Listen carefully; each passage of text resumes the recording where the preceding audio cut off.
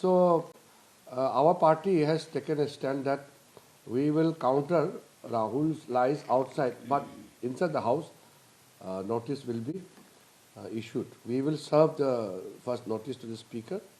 We will submit it, and then let us see. He has promised that he will authenticate, but I know he cannot authenticate because he lied. He lied on the house.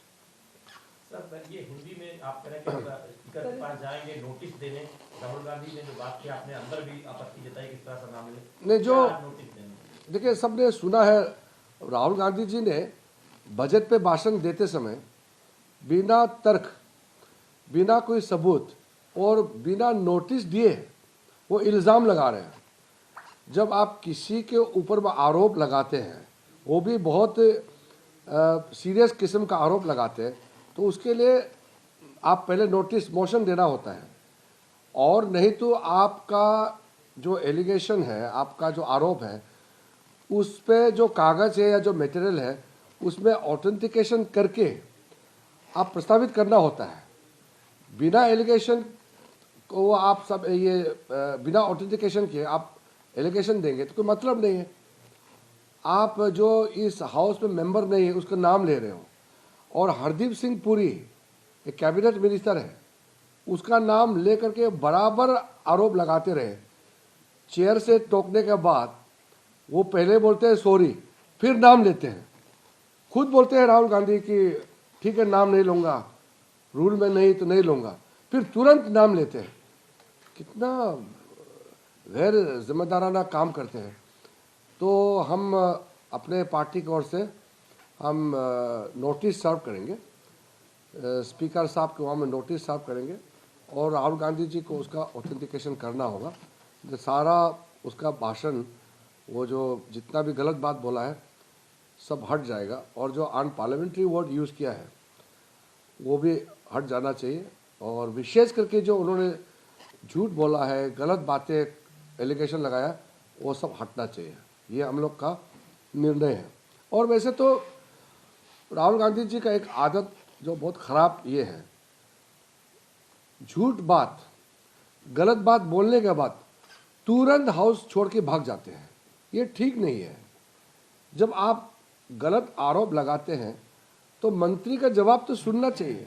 आज उन्होंने इधर उधर का कई बातें उन्होंने की है, तो जब वित्त मंत्री जी इसका जवाब देंगे 5 बजे तो रहना चाहिए। मैंने तो सदन में कहा कि राहुल गांधी जी को सुनने का भी आदत डालना चाहिए, और सदन में बैठ करके सुनना चाहिए, वित्त मंत्री का जवाब सुनना चाहिए। वो तो भाषण देने का साथ साथ उठ के चले गए, और उसके पीछे पीछे उसके कुछ मेंबर भी चले गए। तो आखिरी में मैंने उनको याद दिलाया कि भारत देश को ना कोई बेच सकता है, ना कोई खरीद सकता है। इस देश का मूल्य, इसका कीमत कोई लगा नहीं सकता है। वो आराम से राहुल गांधी बोल दिया कि भारत को बेच दिया और कोई भारत को खरीद लिया। ये भारत को कोई सोच भी नहीं सकता है खरीदने बेचने का। इसलिए मैंने कहा कोई माई के लाल पैदा नहीं हुआ जो इस देश को खरीद सकता है, बेच सकता है। और बार बार मोदी जी को सरेंडर किया बोलता है। अरे 2014 से पहले भारत 11वें स्थान में है। लोगों के सामने में जाके हाथ फैलाते थे और लोग कहते थे कि भारत तो फ्रेजाइल 5 है, इकोनॉमी बहुत कमज़ोर है, टूटने वाले हैं, भारत को कोई सीरियसली नहीं लेते हैं। अब हम टॉप 4 में आ गए हैं, टॉप 3 में होने वाले हैं।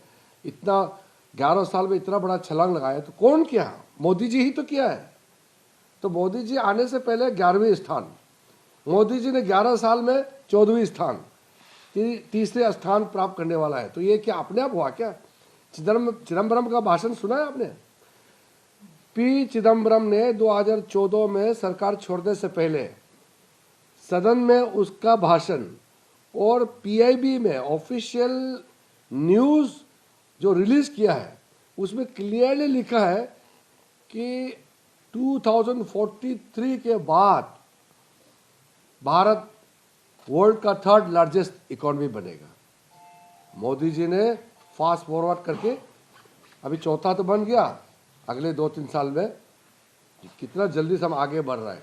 तीसरी स्थान प्राप्त करने वाला है। तो आप सोचिए, तो कोई पुराना बात तो है नहीं। आज से 11 साल पहले का भाषण है चिदम्बरम का, मैंने कल सोशल मीडिया में भी डाला है, आप लोग भी देख लीजिए। पी चिदम्बरम ने क्या कहा, 40 साल लगेगा और 243 से पहले हम थर्ड लार्जेस्ट इकोनॉमी बन ही नहीं सकते हैं। और अभी देश का हालत बदल गया। और राहुल गांधी जी को थोड़ा सोचना चाहिए, ये सब बात करने से पहले सोचना चाहिए। मुझे लगता है कि राहुल गांधी जी को कोई कांग्रेस पार्टी में ज्ञान देने वाला नहीं है, उसको डरते हैं। और अगर ज्ञान देने का कोशिश करेंगे तो भी मेरे ख्याल से चिदम्बरम जी जैसे लोग ज्ञान देंगे तो ज्ञान ही गलत होगा, क्योंकि चिदम्बरम जी खुद ही कहा कि 2043 के बाद ही भारत थर्ड लार्जेस्ट इकोनॉमी बनेगा। ये तो हम नहीं कह रहे, तो उन्हीं का स्टेटमेंट है।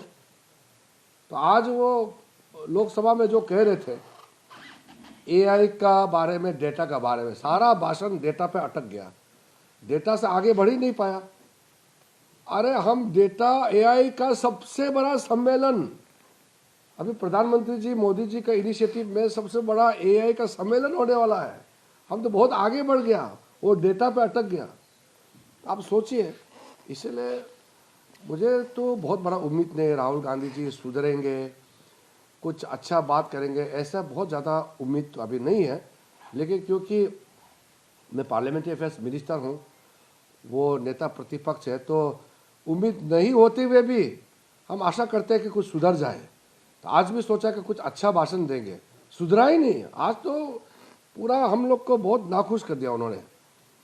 हम लोग ध्यान से हमारा 45 मिनट बर्बाद कर दिया, क्योंकि अगर कोई अच्छा सुझाव देते हैं तो हम लोग सुनते हैं ना।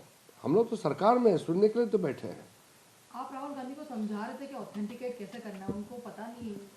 वो सोचते हैं कि, वो सोच रहे थे कि उसके किताब में, उसके हाथ में जो सूची बनाया वहाँ साइन करके ऑथेंटिकेट हो जाएगा। और ऑथेंटिकेशन जो है, जो वो जिक्र कर रहा है उस डॉक्यूमेंट का, जहाँ से, जिस स्रोत से वो पढ़ के बता रहे हैं, जहाँ से इंफॉर्मेशन लिया, उस कॉपी को ऑथेंटिकेट करके सदन के पटल पर रखना होता है। ये प्रक्रिया होता है।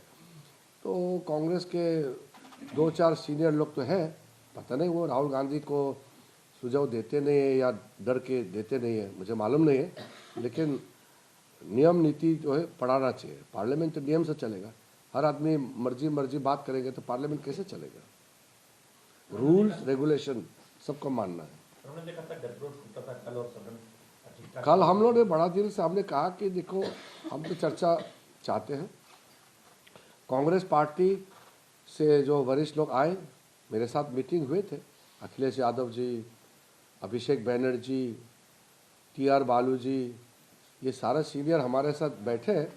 तो हमने कहा कि हम लोग बजट पे चर्चा करके उसको समाप्त करना चाहते हैं। फिर पता नहीं क्या इशू लेकर के आज वो फिर क्वेश्चन आवर को डिस्टर्ब किया। कांग्रेस को भरोसा करना मुश्किल है, लेकिन मैं मजबूरी से बार बार भरोसा करता हूं, क्योंकि हम चाहते हैं कि तालमेल करके चलना चाहिए। आपने कल 20-25 लोग की बात भी कही थी, आज सुबह की 20-25 लोग ने जैसे बार्गेन किया स्पीकर के रूम में, तो ये जब 20-25 कांग्रेस एमपी स्पीकर के चैम्बर में जबरदस्त घुस गए, तो मैं भी दौड़ के गए कि भाई स्पीकर साहब के साथ क्या बदसलूकी किया जा रहा है। तो वहाँ इतना गाली गलौज किया गया, और वो भी प्रियंका जी और वेणुगोपाल जी भी वही थे, उन्हीं के सामने मैं गाली किया है। वेणुगोपाल जी और प्रियंका गांधी जी ने गाली नहीं दिया, उनके मौजूदगी में कांग्रेस एमपीस लोग ने बहुत गाली दिया और कहा कि प्रधानमंत्री, देश का प्रधानमंत्री का हम लोग क्या करता है आप लोग देखो, प्रधानमंत्री जब आएंगे सदन में उसके साथ क्या करता है आप लोग देख लो, ऐसे दिया है। ऐसे बात करने का बाद वो रिकॉर्ड भी हुआ है उसका जो घटना है। हम तो इसको कहना नहीं चाहते थे, लेकिन अब कांग्रेस बार बार झूठ बात बोल रहे हैं, तो हम लोग इसलिए बताया कि हम लोग ने कितना संयम के साथ काम किया है। हम लोग का सहन शक्ति बहुत ज़्यादा है, हम लोग कांग्रेस के जैसे बिहेव नहीं कर सकते हैं। हमारा संख्या इतना ज़्यादा है बीजेपी और एनडीए का एमपीस को, हम भी अगर खुला छूट दे देंगे तो वहाँ महाभारत नहीं हो जाते, तो कितना खराब लगता है कि नहीं? तो हम लोग तो ये सब नहीं चाहते ना। अभी इसका कोई जिक्र नहीं है। जो नियम तोड़ा है तो नियम तहत कार्रवाई किया गया है, तो उसका अभी कोई जिक्र नहीं है। सर, अब जितने भी दिन बचे हैं स्पीकर चेयर पे नहीं रहेंगे? वो स्पीकर साहब का खुद का निर्णय है कि वो चेयर में अभी नहीं बैठेंगे, लेकिन अफसोस की बात है जो स्पीकर इतना अपोजिशन को बुला करके इतना समय देते हैं, इतना बोलने के लिए देते हैं, बातचीत करता है, और स्पीकर के चेयर से जो डायरेक्शन देते हैं उसको भी अपोजिशन वाला नहीं मानते हैं, तो और ऊपर से स्पीकर के खिलाफ ही अविश्वास प्रस्ताव लाएंगे। मैं तो पहले बार देखा हूँ ऐसा। हम लोग तो विपक्ष में इतने साल रहे हैं, कभी भी हमने स्पीकर के सामने में ना कागज फेंका, ना हम टेबल पे चढ़े। हम तो जब मैं नए नए आए थे पार्लियामेंट में, आडवाणी जी बहुत नाराज हो गए थे, हम लोग गलती से बीच पहुंच गए। जो बीच का होता है ना, इस तरफ अपोजिशन होते हैं, उस तरफ रूलिंग पार्टी होते हैं। हमारे लोग, हम अजमल कस्सब को फांसी देना चाहिए नारा लगा लगा कि जब नीचे वेल पे पहुंचे, थोड़ा सा आगे गया, आडवाणी जी इतना नाराज हो गए हमारे ऊपर में, कहा कि हमारे लोग वहां मत जाओ, ये उनका जगह है, हम प्रोटेस्ट करेंगे अपने जगह में बैठ करके, बिल्कुल वहां नहीं जाना। इतना डांट लगाया। अभी तो उनका नेता ही कह रहे कि उधर जाओ, प्रधानमंत्री का कुर्सी तक जाओ। कैसे लोग हैं ये लोग, बिखर गए उनके सोच। कांग्रेस वाले सुधर नहीं सकते हैं, और देश का जनता इसको कभी विश्वास पे नहीं कर सकते। कैसे इसको विश्वास करेंगे, इतना बचकाना हरकतें करते हैं, इतना इमेच्योर है।